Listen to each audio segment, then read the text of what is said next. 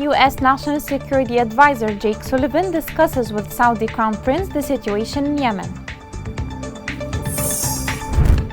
Houthi rebels increase human rights violations against Yemeni women, defying all social and international norms. Houthi rebels continue shelling civilian houses in Hodeidah in flagrant violation of the Stockholm Agreement.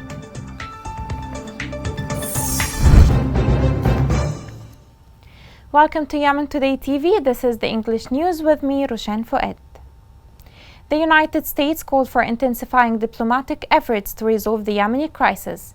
U.S. National Security Advisor Jake Sullivan stressed President Biden's support for a lasting political solution in ending the Yemeni conflict.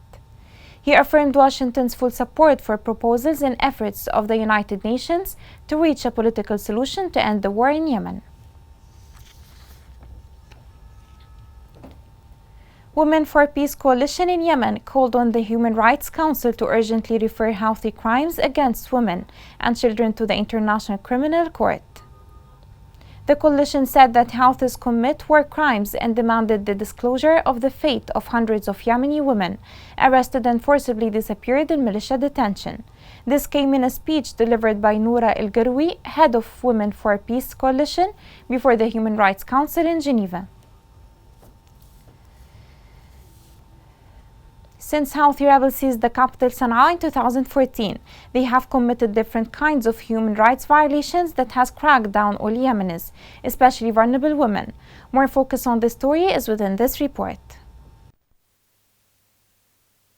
The Houthi militia continue their kidnapping campaign against people with different point of views, and this time the kidnapping campaign targeted dozens of women and activists in Sana'a, which is under the control of the militia, while continuing to hide hundreds of girls in secret prisons.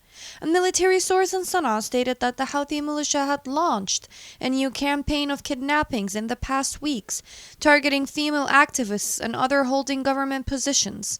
A source said that a number of recently kidnapped women work in ministries and government agencies, including the Ministry of Technical Education and Vocational Training, the Ministry of Youth and Sports, and the Ministry of Social Affairs and Labor, in addition to trade unions. The latest campaign affected between 17 and 30 women and girls, 4 of whom were released while the rest are still hidden, and their families do not know their fate. Another source quoted that the families of some of them informed political leaders in Sana'a of their kidnapping, but advised the families to remain this secret and not to raise the issue in the media and to negotiate with the Houthis to release them. The same source confirmed that Houthis also kidnapped girls close to the families of former politicians in order to pressure and blackmail them to work for the militia, although some of the targets left government work and stayed in their homes since 2011.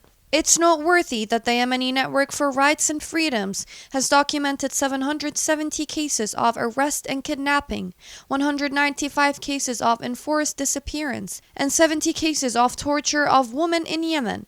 The network revealed that the Houthi militia committed about 6,476 violations. The report confirmed that the network team verified the killing of 422 women as a result of the explosion of mines planted by the Houthi militia in the streets, public roads, residential neighborhoods, farms, grazing places, and markets, including 123 women who were killed by mines and explosive devices belonging to the Houthi. The network also documented a case of death under torture in Hajjah Governorate, in which a 25-year-old girl from Taz, Rimas Sulaiman Dawood, who worked as a facilitator for patients in the Saudi hospital in Hajjah, Houthi kidnapped her in late November 2016 from inside the hospital and deposited her in the central prison on charges of employment for aggression, and that she disturbed slides based on their fabricated accusations of the girl's regional affiliation, according to the testimonies of witnesses to the incident. The network team confirmed that Houthi militia had committed all forms of torture and cruel and degrading treatment against 70 abducted women in its secret and public prisons, which amounted to trumped-up charges against their honor. Houthi violations against women continues. Yemeni women seem to suffer a lot, and these violations may cost them their lives. Until when will the Yemeni women suffer? No one knows. In Hodeidah, Houthi militia targeted with artillery the factory complex of Thabit brothers. Field sources said that the militia fired 2 mortar shells that landed on the factories. The military media said that the joint forces responded by targeting Houthi positions to the west of Hodeidah and inflicted casualties among them. In the same context, joint forces units in Kilo 16 and El Saleh fronts blocked movements of Houthis and targeted sources of militia fires that targeted populated areas. Still in Hodeidah, the Irani-backed Houthi militia targeted residential areas in the town of El-Jah in Bayt al-Faqih district. Local sources stated that the militia targeted citizens' homes with RPG shells. Hodeidah officials held a meeting in Hais district to review the situation of the displaced people and their basic needs. During the meeting, officials discussed mine awareness programs in Hodeidah. They discussed awareness of randomly planted mines by Houthis in various regions of Hodeidah to take more innocent lives. Turning to Shabwa, where our correspondent reported that a child were killed and 5 others were injured by a landmine explosion. The explosion took place inside a pile of garbage in Riyadh neighborhood, the center of Mayfa'a district. Despite the recent Houthi offensive against it, Ma'rib witnessed an open festival held at the University of Sheba State, in which a number of popular folklores were revived. The festival also witnessed folk dances, different foods, and various shows. This report has more details. In the heart of civilization, filled with crowd, music and celebrations in a scene that have been missing for years due to conflict, University of Sheba State organized a cultural day that witnessed different activities and revived various Yemeni folklores. Despite the Houthi offensive against Ma'rib, the university held an open day that glorifies the past, revives the present, to remove the dust of war and scent of blood and draw smiles on visitors' faces. The festival, which was held in the square of the university, included all the cultures and folklores of the Yemeni governorates. We participated in this wonderful carnival day at the University of Sheba province. This day is considered a special day for the university, in which many folk traditions from all over Yemen are presented. Dances and costumes that show the identity of the region were presented today. Dances, costumes, various dishes, souvenir photos, and music were the most prominent scenes throughout the event. All of these scenes were almost finished due to many factors, one of which is war. Economic collapse is a factor too, that contributed to the absence of many of these rituals and cultural heritage. We made the Azil State Corner that consists of 4 governorates, Sana'a, Amran, Sa'da and Damar. We hung pictures of some antiquities, provided some famous dishes, displayed antique silver and accessories, as well as a Sana'a tent. We revived the heritage of Taiz with a set of dishes and folk costumes related to the Taiz heritage, as well as reviving folk dances. Reviving such events in a city of civilization extends the importance of Ma'rib, the city of Ma'rib that contains Yemenis wholly from definite governorates, despite the alarming situation imposed by the Houthi offensive against the city. Still, Ma'rib remains firm and resistant to the Houthi attacks, which seeks by all means to enter and seize the city, even at the expense of civilians and the destruction of civilization and heritage. Coming next. War plus inflation have shattered Yemen's life severely.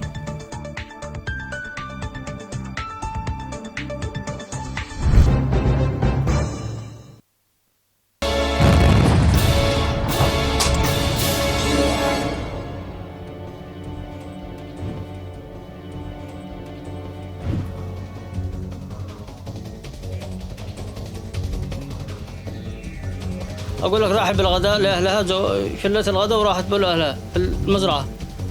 والمزرعة ركبت على حمار ما حتى نص المزرعة وانفجر فيها اللغم. دعست على اللغم وانفجر فيهم. الحمار انتهى ما أدره وتبكعت رجليها كامل. نغير منها نغير الشبعة لها البيت سابها من دور رجليها لما صافنا طبي أقرب طبي وصافناها لكن بطلت رجليها كامل. قلت أزود هلي وقابل لي لام وطبعته تحت الزواية.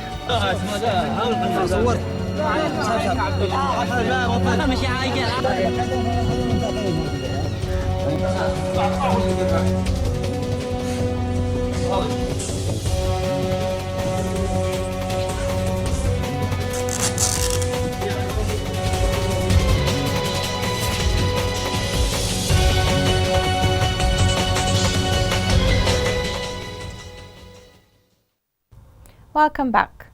In Hadramaut, a huge fire broke out in the port of Al-Shahr.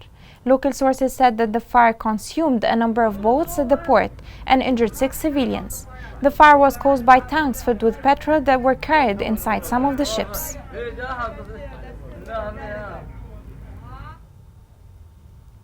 Mass demonstrations in Taiz and Abyan against the collapse of the national currency is an alarm for officials and the international community. They sent a message that the economic situation in Yemen needs an urgent action. More is in the following report. They went into the streets to voice their grievance. People in Taiz, Hadramaut, Abyan, and in the interim capital Aran took to the streets as their sole refuge. They demanded a life after government officials ignored or being incapable of handling their economic ordeal. With the prices on the rise and the services on the decline, people asked for an action after they didn't find a way to secure their living. The constant power cuts make their life as of a hell. Electric current outage became the normal thing, with about 10-hour daily cutoffs. Officials are saying nothing to address the troubles of people. A total silence from the executives, as if they were, and indeed they are, ruling Yemen from another country. No blueprints are available for easing the economic problem that need at this time a unanimous opinion and collective work from all Yemenis to get the country out of the dilemma. The action that must be taken at the moment,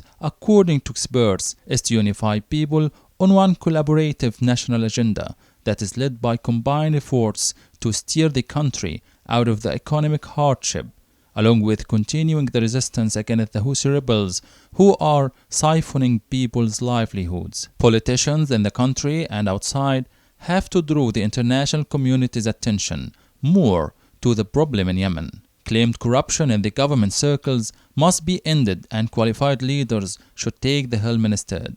With more than 16 million who don't have secure ways for food and an increasing number of displaced people, Yemen is indeed on the red. There are over 5 million people who are on the brink of famine due to the running on conflict and due to the economic decline that have left families struggling to find enough food. Recent demonstrations and protests in the government-controlled areas is an alarm bell for all officials and the world around that the problem in Yemen needs attention.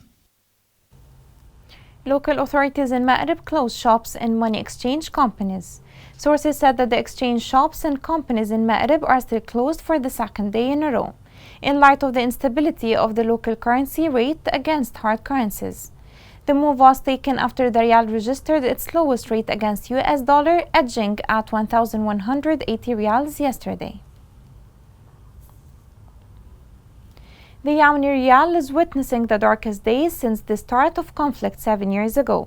The monetary division in government-controlled and Houthi-controlled areas have affected the economic situation in the country. The following report has more on the drop of the Riyal against the US dollars.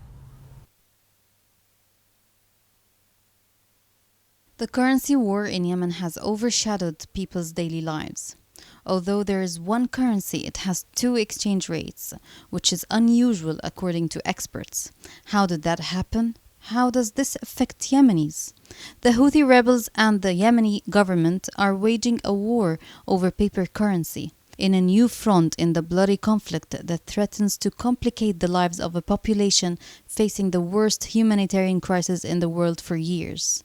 The warring parties continued to use the same currency until the end of 2019, when the Houthi rebels prevented the circulation of new banknotes printed by the government in their areas of control in the north of the country. The result was the accumulation of these banknotes in the areas under the control of the government, which caused an unprecedented collapse in the value of the rial in these areas. The exchange rate reached its lowest level ever in recent weeks, reaching more than 1,000 rials per dollar in government areas, while in Houthi-controlled areas it remained stable at about 600 rials to the dollar. But people still suffer despite that stability. The United Nations has warned that the collapse of the Yemeni currency will make it difficult for Yemenis to afford food and other necessities. The humanitarian situation in Yemen remains dire, including the real threat of famine this year, said Florencia Martinez of the United Nations spokesperson's office. She noted that the currency collapse would lead more people to look to humanitarian agencies for support. She also pointed out that the fastest way to help is to increase support for the United Nations response plan for Yemen, which has so far only been 44% funded, noting that funding will start to run out again in September, which will force agencies to reduce aid at a time when people's needs are likely to increase. It would be disastrous for the millions of people who depend on these programs for their survival, she said. Economist and former advisor to the Central Bank of Aden, Wahid Al-Foudi, says that these old coins were taken from the bank's reserves, but experts have raised doubts about whether they were recently printed. The rebels quickly accused the government of printing these papers in 2021, and they immediately banned their circulation in their areas of control, and gave the people directions to identify these papers, which they considered fake. In the midst of this currency war, some are taking the opportunity to make profits through black market exchange operations, which push the rial further into decline. It seems there is no improvement in the currency situation. Whether banknotes are printed or not, they came with an old currency or a new currency, the situation is still deteriorating, and Yemenis need a radical solution, and the only possible solution seems to be ending the war. The National Committee Against Coronavirus announced 23 new cases of the COVID-19 in 5 governorates. Committee officials said on Twitter that 8 cases were recorded in Aden, 7 in Hadramaut, 5 in Ma'rib, 2 in Taiz and 1 in Dola. Also 6 deaths were recorded plus 12 recovered cases. With the current updates, the total confirmed cases are 9,039, including 1,715 deaths and 5,617 cases of recovery.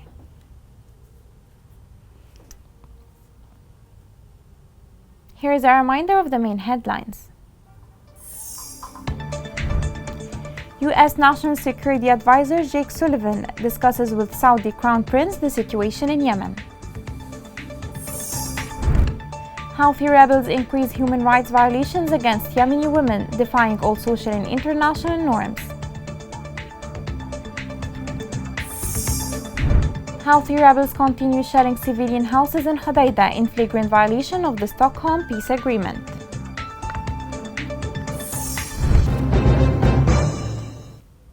This is the end of the news. It was Roshan Fouad. Thank you for watching.